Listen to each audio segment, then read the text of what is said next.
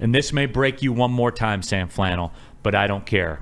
Because C.J. Gardner-Johnsson, I know you cite stats from a season where he played 4 games or whatever and cite that as the gospel, despite the fact he did have an interception in a playoff game that the Lions won, something you had never seen in your lifetime before. But I digress. We'll leave that out. C.J. Gardner-Johnsson, bring him home, Flannel. Bring him home. And here's why. Because everyone that talks about sometimes you can't just take all choir boys and everything like that. Well, guess what? No one's going to confuse C.J. Gardner-Johnsson with a choir boy when he's out there on the field. And I've said this before, and I got pushed back in it when he got the penalty at the 49ers game, which ultimately didn't cost them. It was risky. It wasn't the most intelligent play probably at the time, but he got away with it. And it's a bottom line business. But with all that being said, Flannel, C.J. Gardner-Johnsson is that dude that brought an element to this team that this team needed, that this team still will need next year. And I know you only get caught up in numbers, and that's it. And games played and all that, I understand that. But the locker room's a real thing, Sam Flannel. Yes. Those dudes ride with him. Brad Holmes rides with him. And C.J. Gardner-Johnsson, bring him home again, Flannel. Sorry, that's going to break you. No, it's not going to break me. You know, those silly little things called playing football games. I know. Silly, silly, silly. And also, Neil, I think it's baffling that you defend that personal foul on Deebo Samuel. For another reason, why did he have to go after Deebo? Why are they even feuding in the first place? Because he's a running back. And he got a little bag, and he talks a lot and stuff like that. Don't be friendly when you see me. Deebo Samuel is objectively a better football player than C.J. Gardner-Johnsson.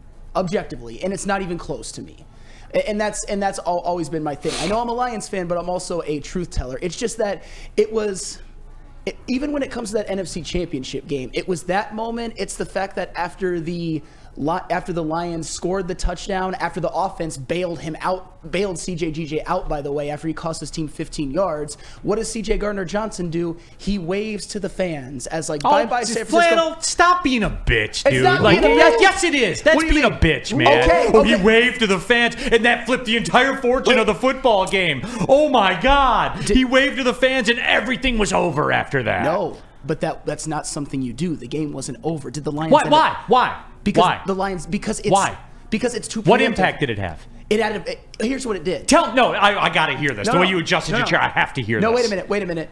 I'm not saying that it directly impacted the game. You did. Sure you did. No, Sure you did. You can't get that mad if you don't think it impacted the game. I'm just saying that it's an unnecessary thing to do. I think that it shows that So what? Okay, but after the game was over... What impact did it have? After the Lions... What impact? After the Lions blew that game, by the way, which they did... What impact did it have on the game? It didn't have any impact on the game. Then what are you flipping out about it for? But it's not something that you have to do. It's not What smart. does it matter? If it has no impact, what difference does it make? Because the Lions ended up losing that game. And by the way, before victory formation, they showed a picture of George Kittle kind of waving at the camera, like, bye, bye, bye, because he's like, yes. Did that hurt your feelings, Flannel? It didn't hurt my feelings. He had every right to do that because C.J. Gardner-Johnsson had done the whole wave. If you're the San Francisco 49ers, you have every right to be like, bro, he was waving at us when they were up by 14, and we came back and kicked your ass. Come on. And by the way, C.J. Gardner-Johnsson was terrible in that game.